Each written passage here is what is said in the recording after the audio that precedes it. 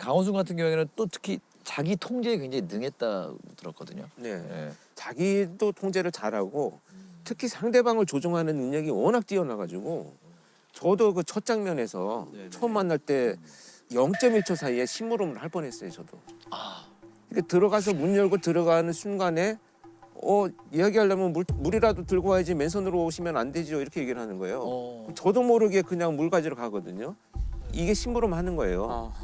그러니까 내가 널 통제하고 있어라는 강렬한 메시지를 주는 건데 그 0.1초 사이에 아차 얘가 사이코패스였구나. 물은 내가 필요할 때 갖다 줄게. 나는 지금 너하고 이야기를 나누러 왔어.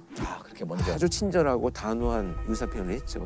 근데 보면은 그 사이코패스라는 게 사실 이제 캐나다나 북미 대륙 범죄자를 대상으로 표준화를 한 거거든요. 그래서 우리나라 범죄자를 묘사하는데 좀 괴리가 있는 지점이 있는데 제가 생각할 때는 사이코패스라는 그 상에 가장 맞는 한국의 범죄자가 강호순인 것 같아요.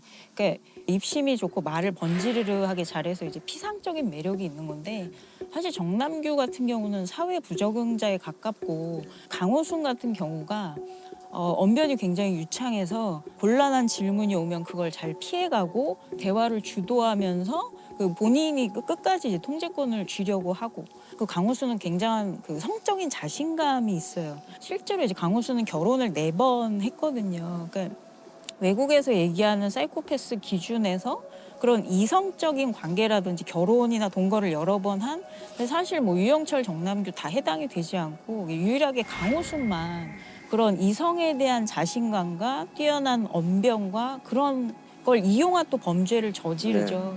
저는 강호순의 특성이 가장 잘 드러났던 그 면담 중에 했던 말이 피해자에 대해서 미안함을 생각해 본 적은 없지만 생각해 보면 미안하겠죠. 이렇게 이야기를 한 부분.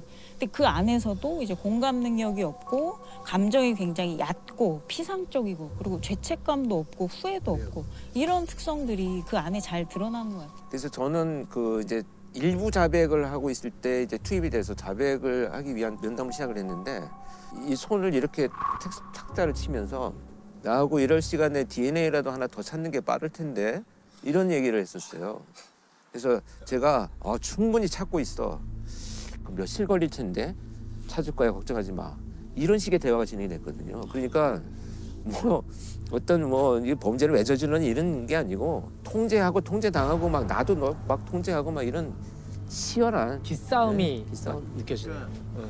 이미 뭐 벌을 덜 받게 해주세요. 뭐 이런 마인드는 없는 거죠. 없어요. 존재하지도 않아요. 그러니까 강력 범죄자들이 공통적으로 통제하려는 심리를 다들 많이들 갖고 있는 것 같아요. 물론 사람이 다 살아가면 누구나 좀 약간 내 마음대로 조종하고 통제하는 욕구들은 있어요. 근데 그게 너무 지나치다는 건데 특히 범죄 상황에 있어서는 강호순과 이춘재가 결이 상당히 비슷한 범죄자입니다. 이 범죄자들의 특징이 뭐냐면 결박이에요.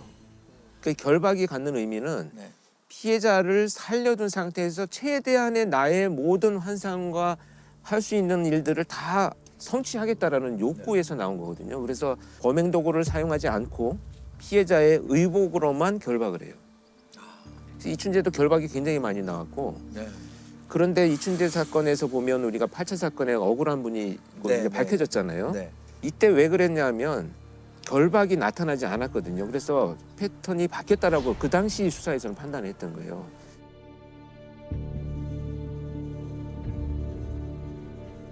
그런데 반드시 나타나지는 않습니다. 시그너처가.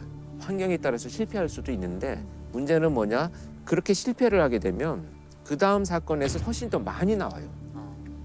그래서 이춘재 사건도 9차 사건에 보면 결박이 훨씬 더 많아졌어요. 그러니까 8차에서 실패한 자기의 시그너처를 다음 사건에서 더 드러내는 이런 경향성을 보이게 되죠. 유영철, 정남규는 자기만의 성에 갇혀 있다라고 한다면 강호순은 오히려 좀 지배하려는 욕구가 훨씬 더 높았고 아주 오만하고요.